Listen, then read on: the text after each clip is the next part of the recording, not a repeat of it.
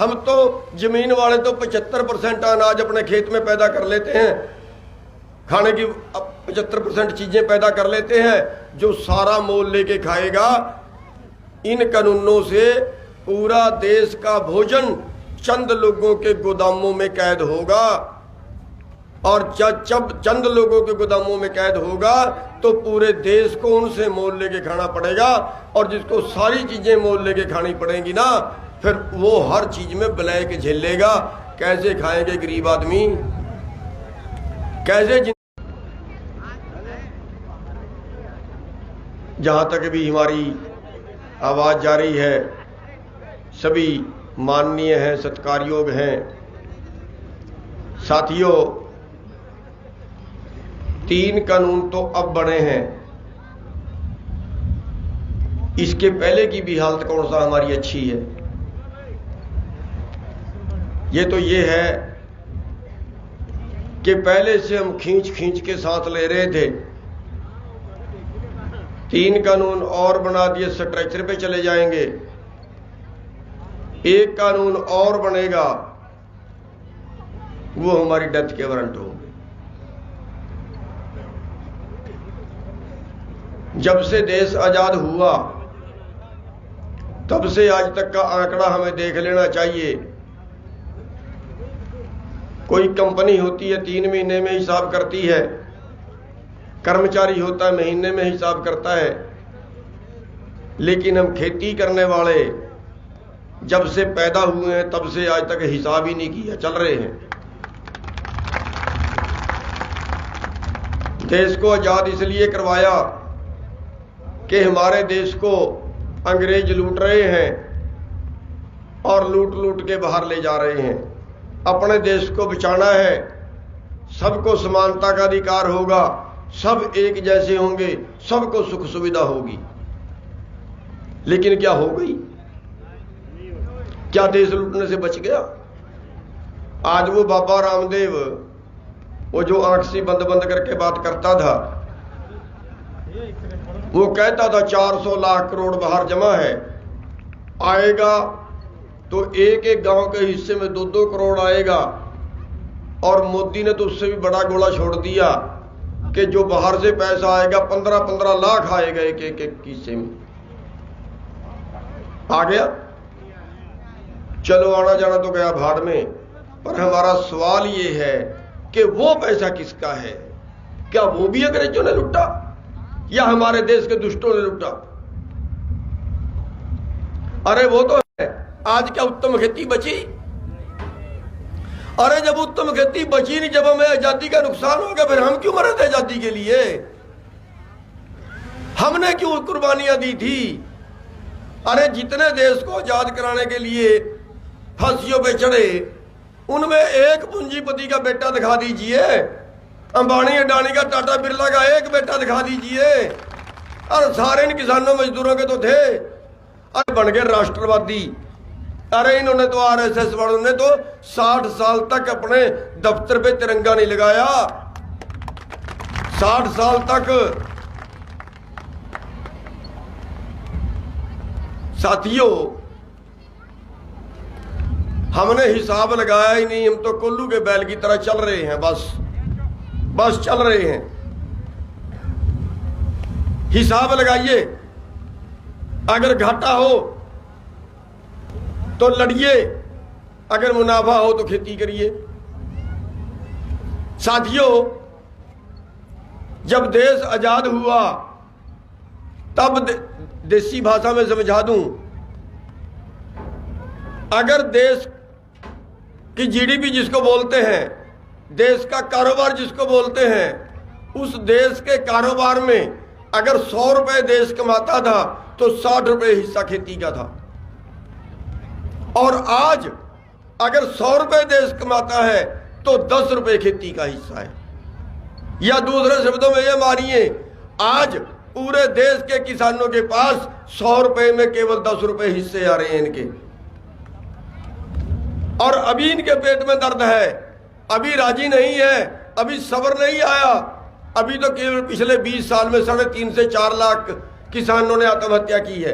ये कहते हैं बहुत कम है। ये तो सारे ही मर जाने चाहिए, इनको तो जरूरत ही नहीं जिंदा रहने की, कीड़े मकोड़े हैं ये। साथियों, अभी 10% नहीं बचेगी। अभी जो कानून बना रहे हैं ना, ये कहते हैं इस खेती करने वालों के पास सिर्फ 100 रुपए में 6 रुपए रहने चाहिए, इसलिए ये कानून बनाए। अगला एक कानून और आएगा, अभी यहां सब्र नहीं है, आगे खेती भी कारपोरेट करेगा। साथियों, कैसे जिंदा बचोगे समझाओ मेरे को। क्या फायदा हुआ हमें आजादी का? हमने कर्जा ले लिया फसल पैदा करने, हमने तो मांगा ही नहीं कर्जा। हमने कब मांगा था कर्जा दे दो हमें? 1965-66 के अंदर यही स्वामीनाथन, जो आज MS स्वामीनाथन की हम बात करते हैं, ये उस वक्त के वैज्ञानिक हैं। उस वक्त इनकी जिम्मेवारी लगाई थी कि देश में अनाज पैदा कैसे करवाना है, एजेंडा दिया था इनको, और इन्होंने कहा था किसानों को कर्जा दे दो। तब कर्जा लिया था हमने। हम तो बैलों की खेती करते थे, इन्होंने कहा हम कर्जा देते हैं, ट्रैक्टर ले लो। हमने ट्रैक्टर की खेती शुरू करी, हमने ट्यूबवेलों की खेती शुरू की, और कर्जा चढ़ता गया। और हमारा आज हमारी कमाई का आधा हिस्सा बैंकों को ब्याज में जा रहा है। हिसाब लगा के देख लेना। साथियों, हमें क्या फायदा हुआ ज्यादा अनाज पैदा करने का? जब पहला भाव तय हुआ, अगर उससे हम बाजार की तुलना कर लें, 1967 के साल में पहला भाव तय हुआ है, अगर हम 70 से ही मान लें, जिस कर्मचारी की 1967 में 100 रुपए तनख्वाह थी ना, उसकी आज 40,000 हो गई, 400 गुना बढ़ गई। व्यापारी की आमदन 1000 गुना बढ़ गई। लेकिन आपके भाव, अगर हम गेहूं से तुलना करें तो 28 गुना बढ़ा है। अगर हम सोने से तुलना करें, सोने के चौगिर्द देश की अर्थव्यवस्था घूमती है। सोना धुरी माना जाता है देश की अर्थव्यवस्था का। 1970 में 2.5 क्विंटल गेहूं का 1 तोड़ा सोना आता था। 184 रुपये भाव था सोने का, और 72 रुपये भाव था गेहूं का। 2.5 क्विंटल का 1 तोड़ा सोना था। अगर आज आप 1 तोड़ा सोना खरीदोगे तो कितने का आएगा? 25 क्विंटल गेहूं का। और 25 क्विंटल का तब आएगा अगर MSP मिले, और अगर 1600 में बिके फिर नहीं 25 क्विंटल का आएगा। साथियों, कहां खड़े हैं हम? फिर 30 क्विंटल गेहूं का आएगा। अगर आज भी 2.5 क्विंटल का 1 तोड़ा सोना आता है तो हम बाजार के बराबर खड़ेंगे, तो हमारा लेवल बाजार के बराबर होगा, आज भी उत्तम खेती हो जाएगी। हमें क्या फायदा हुआ देश को कुर्बानियां देने का देश के लिए? पिछले, मैं बता हटा हूं, 3.5 से 4 लाख किसान पिछले 20 साल में मर गए। कितना कर्जा? केवल 7-7.5 लाख करोड़ का कर्जा है। अगर एग्रो इंडस्ट्री का कर्जा अलग कर दे तो जितना खेती पे कर्जा बता रहे हैं उसमें आधा एग्रो इंडस्ट्री का है, आधा खेती का है। और इतने कर्जे में 3.5-4 लाख किसान मर गए, और इससे 2 गुना कर्जा बैंकों का पूंजीपतियों ने मार लिया। आज 15 लाख करोड़ है, जिसको NPA बोलते हैं। 15 लाख करोड़। 15 लाख करोड़ में एक भी पूंजीपति मरया हो तो बता दो, एक भी पूंजीपति ने आत्महत्या करी हो तो बता दो, एक भी पूंजीपति जेल में गया हो तो बता दो। क्या ड्रामा क्या है? ये 2 तरह के कानून कैसे हैं हमारे देश में, और हम चुप क्यों हैं? अरे कब लड़ोगे? सब कुछ बर्बाद हो जाएगा तब लड़ोगे? आखिर क्यों? किसके भरोसे बैठे हैं चुप हम? कौन आएगा हमारे लिए लड़ने के लिए? कहते हैं जो अपने लिए खुद कुछ नहीं करता ना, उसके लिए खुदा भी कुछ नहीं करता। और जो अपने लिए लड़ता है ना, कहते फिर हिम्मत मर्दा मदद खुदा। अगर आप लड़ने के लिए हिम्मत करोगे ना, तो ऊपर वाला भी साथ में खड़ जाता है आके। आज देख लीजिए, कितने षड्यंत्र बीजेपी ने इस आंदोलन के खिलाफ लड़े हैं, वो ऊपर वाला वो परवरदिगार मदद कर रहा है, उनके सारे षड्यंत्र फेल हो गए। आज आप जाके देखो ना, हम तो इसको धर्मयुद्ध बोलते हैं और उन धर्मों को तीर्थ स्थान बोलते हैं। आज आप किसी तीर्थ स्थान पे चले जाइए, मैं बात कर रहा हूं कि परमात्मा कैसे मदद करता है। आज आप किसी तीर्थ स्थान पे चले जाइए, हर चीज का रेट सोया मिलेगा, लेकिन जो किसानों के तीर्थ है ना, चाहे टीकरी बॉर्डर है, चाहे कुंडली बॉर्डर है, चाहे दूसरे बॉर्डर है, हर चीज फ्री है, खाने से लेके पैरने तक की हर चीज फ्री है। इससे बड़ा तीर्थ स्थान क्या हो सकता है? साथियों, ये धर्म युद्ध है। धर्म युद्ध ये केवल पैदा करने वालों के लिए नहीं, केवल किसान की लड़ाई नहीं है, किसान ने तो शुरू की है। साथियों, उन लोगों पे भी तरस खाइए, उन लोगों तक भी अपनी बात पहुंचाइए। हम तो जमीन वाले तो 75% अनाज अपने खेत में पैदा कर लेते हैं, खाने की 75% चीजें पैदा कर लेते हैं, जो सारा मोल लेके खाएगा। इन कानूनों से पूरा देश का भोजन चंद लोगों के गोदामों में कैद होगा, और जब चंद लोगों के गोदामों में कैद होगा तो पूरे देश को उनसे मोल लेके खाना पड़ेगा। और जिसको सारी चीजें मोल लेके खानी पड़ेंगी ना, फिर वो हर चीज में ब्लैक झेलेगा। कैसे खाएंगे गरीब आदमी? कैसे जिंदा रहेंगे गरीब आदमी? साथियों, ये लड़ाई केवल किसानों की नहीं है, ये लड़ाई सभी की है। किसानों की भी है, मजदूरों की भी है, ये शहर वालों की भी है, ये सभी की लड़ाई है। किसानों ने तो केवल शुरू की है। साथियों, आज जो ये कानून बनाए गए हैं ना, ये खेती कानून नहीं है, ये खेती के व्यापार के कानून है।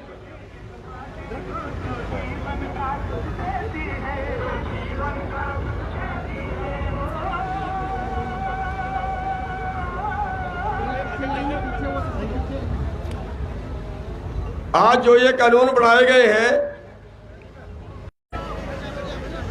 हमारे देश की सरकार WTO में शामिल हो गई है, विश्व व्यापार संगठन में शामिल हो गई है। आज पूरी दुनिया का व्यापार इकट्ठा हो गया है। अमेरिका जैसे देशों के दबाव में आज पूरी दुनिया का व्यापार इकट्ठा है, और हमारे देश की सरकार भी विश्व व्यापार संगठन में चली गई है।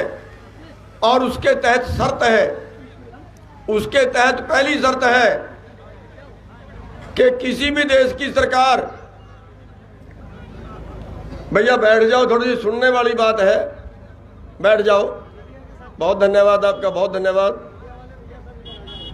साथियों, आज हमारे देश की सरकार WTO में चली गई है, और उसमें पहली शर्त यह है कि किसी भी देश की सरकार अपने देश के किसानों को वर्ल्ड मार्केट से ज्यादा भाव नहीं दे सकती। और उसी के तहत, उसी से भागने के लिए ये कानून लाए गए हैं। हरियाणा और पंजाब से खरीद बंद करने के लिए शांता कुमार कमेटी ने रिपोर्ट दे दी है, बंद करिए यहां से। साथियों, अगर वर्ल्ड मार्केट का रेट आपको मिलता है तो पिछले साल का गेहूं का रेट 1500 रुपए था, इस साल का गेहूं का रेट 1600 रुपए है, MSP 1975 रुपए है। फिर आपको MSP नहीं मिलेगा। मक्के का रेट 1100 रुपए है, कपास का रेट 4 से 4,500 रुपए है, सरसों का रेट इस बार तो ज्यादा है, पर पिछले साल 3200 से 3500 के बीच रहा। क्या इस भाव पे आप खेती कर पाएंगे? नहीं कर पाओगे, क्योंकि हिंदुस्तान की खेती वर्ल्ड की खेती जैसी नहीं है, दुनिया की खेती जैसी नहीं है। आप अमेरिका की खेती का मुकाबला नहीं कर पाएंगे। आपके पास 5 एकड़ जमीन है, अमेरिका के किसान के पास 5,000 एकड़ जमीन है, 20,000 एकड़ जमीन है। अरे वहां खाली जमीन की भी सब्सिडी देनी पड़ती है सरकार को। एक किसान के पास 43 लाख रुपए पर साल की सब्सिडी है अमेरिका के अंदर, 43 लाख पर किसान। हिंदुस्तान की खेती उसका मुकाबला कर पाएगी क्या? अरे जब नहीं कर पाएगी, और ये आंखें मूंद के, आंखें बंद करके इन्होंने WTO पे दस्तखत कर दिए, और उसका रिजल्ट अब जो हमारे सामने आएगा वो रिजल्ट ये है कि पूरी दुनिया में जहां कम से कम रेट पे मिलेगा वहां से हमारा व्यापारी खरीदेगा। सरकार बीच से बाहर, कोई जो मर्जी पैदा करे, कोई जहां से मर्जी खरीदे, कोई जहां से मर्जी बेचे, ये कानून है। अब इन कानूनों के तहत, जैसे केदार जी बता रहे थे, क्या हम अपने चने की ट्रॉली लेके अमेरिका में जा सकते हैं? नहीं जा सकते। लेकिन अमेरिका वाले अपना जहाज लेके यहां आ सकते हैं, क्योंकि वहां पे 20,000 एकड़ का मालिक है, वो व्यापारी है। वहां की खेती व्यापार है, हिंदुस्तान की खेती रोजगार है। ये अंतर है दोनों में। और साथियों, जब हम उनका मुकाबला कर ही नहीं सकते किसी हालत, तो हमें WTO से बाहर आना पड़ेगा, और हमारे पास कोई चारा नहीं है। आज हमारे पास दो चीज है। एक मैंने सवाल और बड़ा अच्छा किया था, जब पीछे वाजपेयी जी की सरकार थी और उस वक्त WTO में साइन किए गए थे, उस वक्त भी हमने बड़ा विरोध किया था, और मैंने एक सवाल रखा था उस वक्त कि अगर पूरी दुनिया का व्यापार खुलता है, किसी देश का व्यापार कोई पूरे दूसरे देश में जाके करे, अगर ऐसा है तो फिर जिस देश के पास जो चीज फालतू है वो दुनिया के दूसरे देश में ले जाके बेचे, तो भैया फिर हमें एक सवाल रख देना चाहिए कि हमारे पास लेबर फालतू है, हमारे पास मजदूर फालतू है, हम अमेरिका में मजदूरी करेंगे, जाके सीमा खोल लीजिए। अरे हम 200 रुपए में मजदूरी करें, अमेरिका में जाके हमें 5,000 मिलेंगे एक दिन काम करने के, तो हम अमेरिका में जाके काम करने के लिए तैयार है। खोल तो ना सीमाएं। फिर साथियों, बड़ी गहरी साजिश का शिकार हो गए हैं, और अब हमारे पास बिना लड़े कोई चारा बाकी नहीं है। अब हमारे पास बिना आंदोलन किए कोई चारा बाकी नहीं है। हमने, सर छोटू राम जी ने दो चीज कही थी, एक दुश्मन पहचान लो, दूसरा बोलना सीख लो। अब बोलने का तरीका तो ये आंदोलन है। अब हमारी आवाज उठ रही है ना, सुन रही है ना देश को। अब सारा देश अगर इसमें जुट जाए, अगर आप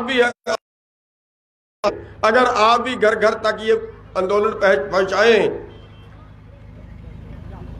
हर हर मोदी घर घर मोदी नहीं, घर घर आंदोलन, गांव गांव आंदोलन ये कर दीजिए। रहा है कि MSP था, MSP है, MSP रहेगा। आज हमारी मंडियों में नहीं मिल रहा है। 2 करोड़ रोजगार हर साल देने थे, 2 करोड़ बिक रहा है। देश आपका है, आपको इसको बिकने से बचाना है। आज देश की सड़कें बेच दी हैं, जिस सड़क में मर्जी निकल जाइए आगे टैक्स लगाएगा। देश की रेलें बेच दी, देश के हवाई अड्डे, बंदरगाहें, देश की कंपनियां, देश के बैंक, ये खेती बची थी ये भी बेच दी, गरीबों को और गरीब करने के लिए। साथियों, बड़े आंदोलन की जरूरत है। हर गांव तक ये आंदोलन पहुंचाइए। अपने मजदूर भाइयों को भी जोड़िए साथ में, अपने दलित भाइयों को भी जोड़िए साथ में। हमारे पास दो चीज है, एक हमें आमदन है खेती से, दूसरी हमें आमदन है मजदूरी से। अमित शाह जी से मैंने सवाल किया था, क्योंकि रोज टेलीविजनों में देते हैं ना वो कि MSP तो हम दे रहे हैं। हमने सवाल किया था अमित शाह जी से मीटिंग के अंदर कि अमित शाह जी बताइए, आप 23 फसलों का MSP तय करते हो, आप 23 की 23 खरीदने के लिए तैयार हुए MSP पे? उसने बोला नहीं, कोरा जवाब। और आंकड़ा जो बता रहा है, ये बता रहा है पीछे 17-18 में एक आंकड़ा है कि पिछले 15 साल के अंदर 45 लाख करोड़ रुपया आपको न्यूनतम से भी कम मिला है। और आज हमारा टोटल कीमत बढ़ती है 23 फसलों की 17 लाख करोड़। और हमें मिल रहा है करीब करीब 13 लाख करोड़। 4 लाख करोड़ हमें न्यूनतम से कम मिल रहा है। और हमारी मजदूरी, आपके जो पढ़े लिखे बच्चे शहर में मजदूरी करने जा रहे हैं, कोई फैक्ट्री में जाता है, कोई छोटी कंपनी में जाता है, कोई कहीं और जाता है, उनको मजदूरी मिल रही है 6,000 से 7,000 रुपये, और अनस्किल्ड की मजदूरी भी 9,500 के करीब करीब है। 1/3 कम मिली हमें मजदूरी भी। नौकरियां सारी कर्मचारी निकाल के बाहर कर दिए, ठेका प्रथा शुरू कर दी। हाल ये है कि जहां 100 हमने मेडिकल कॉलेजों में देखा 100 सिक्योरिटी गार्ड रखने हैं, एक आदमी को ठेका दे दिया, 3,000 रुपये पर कर्मचारी ले रहा है ठेके पे रखने के। उस जो सिक्योरिटी में रखा उससे 3,000 ठेकेदार ले रहा है। इस व्यवस्था को बचाना होगा साथियों।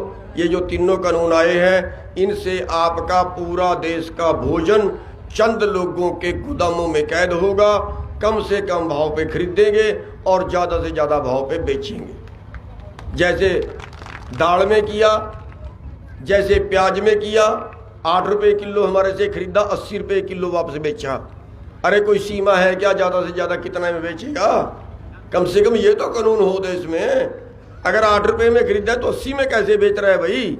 कहाँ गई सरकार, कहाँ गया फिर हमारे कानून? तो इन सब चीज़ों पे हमें लगाम लगानी होगी और इस आंदोलन को राष्ट्र का आंदोलन, जनता का आंदोलन, जन आंदोलन बनाना होगा। तब जाके कहीं मोदी जी कहते हैं, मोदी जी ने, केंद्रीय मंत्री जो कृषि मंत्री जी हैं, उन्होंने कहा कि भीड़ इकट्ठी करने से कानून नहीं बदले जाते। हम कहते हैं भीड़ जब इकट्ठी हो जाए तो सरकारें बदल जाती हैं।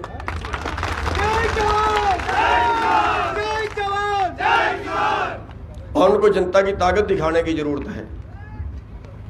साथियों, मैं आपसे बेनती ये करूंगा कि हर गांव में संगठन खड़ा कीजिए, जगह जगह यात्राएं निकालिए, लोगों को जोड़िए।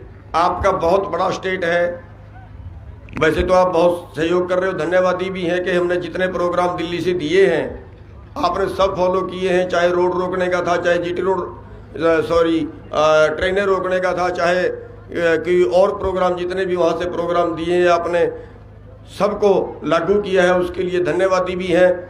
लेकिन इस आंदोलन को बहुत ऊंचे स्तर तक ले जाने की जरूरत पड़ेगी। उसमें हमें 2, 3, 4 चीज़ों का ध्यान भी रखना पड़ेगा।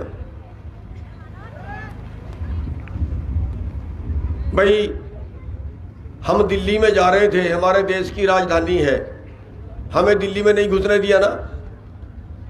अंबाड़े से लेके दिल्ली तक 5 बैरियर थे, 5 जगह पे डंडे मारे, 5 जगह पे मुकदमे बनाए, 5 जगह पे पानी मारा, 5 जगह पे आंसू गैस के गोले छोड़े।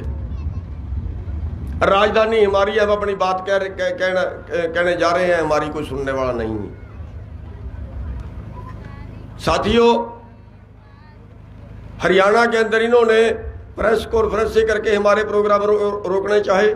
हर हलके में एक सेमिनार किया, किसान सेमिनार, रोकना चाहा, नहीं रुके लोग। इन्होंने हमारी रीस करके ट्रैक्टर यात्राएं, लेकिन अगर ये बीजेपी वाले आपके बीच में आ जाए ना, कहीं सभा करें गांव में, पंचायत करें गांव में, इन्होंने कहा था 700 पंचायतें करेंगे देश के अंदर, 700 किसान पंचायतें करेंगे आंदोलन के पैरेलल। पहली पंचायत करनाल में रख दी। खट्टर साहब बड़े चमचागिरी ज़्यादा करते हैं कुछ। हमने कहा खट्टर साहब पंचायत को कैंसिल कर दीजिए, मत पंचायत करिए, उसकी अपनी कॉन्स्टिट्यूएंसी थी। और जहाँ जहाँ वो घुसते हैं ना गाँवों में, हरियाणा की बहुत सी खबरें देख रहे होंगे आप, चिमड़ जाते हैं लोग। और उस दिन भी 2 मंत्री थे, मंदिर में बढ़ के जान छुड़वाई। साथियों, हम ये नहीं कह रहे कि मारपीट करनी है, लेकिन इनका बहिष्कार तो हर जगह करिए, काले झंडे तो कम से कम हर जगह दिखाइए इनको। हमारे नीतिकार हमारे दोषी हैं। हमारी जो आज के टाइम में सरकार है, जो आज कानून बना रही है, वो हमारी दोषी है। साथियों, ये धर्म युद्ध है। इस धर्म युद्ध के अंदर छोटे को से लेकर बड़े तक सबको साथ देना चाहिए। और जो इस धर्म युद्ध के अंदर साथ ना दे,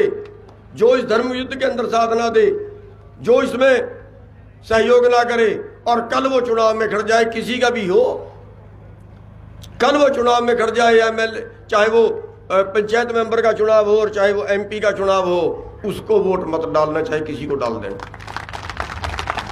जो समाज का नहीं, जो जनता का नहीं, वो किसी का नहीं। आज हमारा वो है जो हमारे साथ खड़ेगा, आज हमारा वो है जो देश के साथ खड़ेगा, जो समाज के साथ खड़ेगा, आज वो है हमारा। साथियों,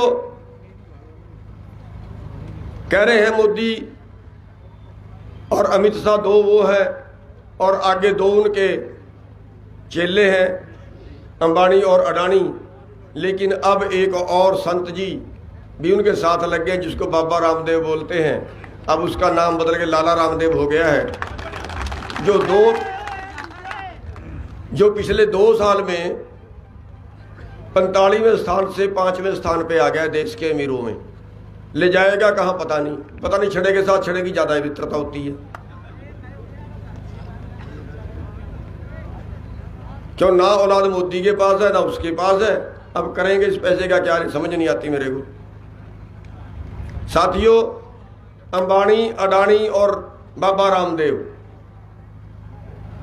क्योंकि लड़ाई जनता वर्सेस कारपोरेट की है, इनका सामान नहीं खरीदना, बाकी बाजार में किसी का खरीदो, इनके सामान का बहिष्कार करना। साथियों, बस मैं इतनी सी बेनतियां आपके आगे करने आया था और आपका धन्यवाद भी करना चाहता हूं जो इतनी संख्या में आप इकट्ठे हुए हमारी बात सुनने के लिए। और आपने, मध्य प्रदेश के भाइयों ने हर जो भी वहाँ से एजेंडा पास हुआ दिल्ली से, उसको यहाँ पे फॉलो किया है। आपके अति आभारी हैं और आपसे उम्मीद करते हैं कि आप इस आंदोलन को और आगे बढ़ाएंगे। और एक बेनती उसके साथ मैं ये भी करूँगा कि अभी आपकी फसल कट रही है, हमारी फसल अप्रैल में कटेगी, तब तक आपकी कट चुकी होगी, तब तक आप खाली हो चुके होंगे। हम मध्य प्रदेश के भाइयों से ये कहेंगे कि अप्रैल में मोर्चा दिल्ली का आप संभालें।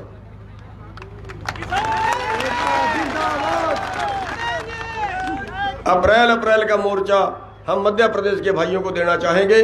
सारे आके दिल्ली में बैठ जाइए, लंगर वहां फ्री का चल रहा है, खाने पीने की वहां कोई कमी नहीं है, कपड़े की जरूरत पड़ेगी वो भी वहां मिल जाते हैं। तो साथियों, आपने इतना मान सम्मान दिया, उसके लिए धन्यवादी है यहाँ के आयोजक गण, जिन्होंने कई दिन से यहाँ बहुत अच्छा प्रचार करके बहुत अच्छा आप भाइयों को इकट्ठा किया, उनके अति धन्यवादी है।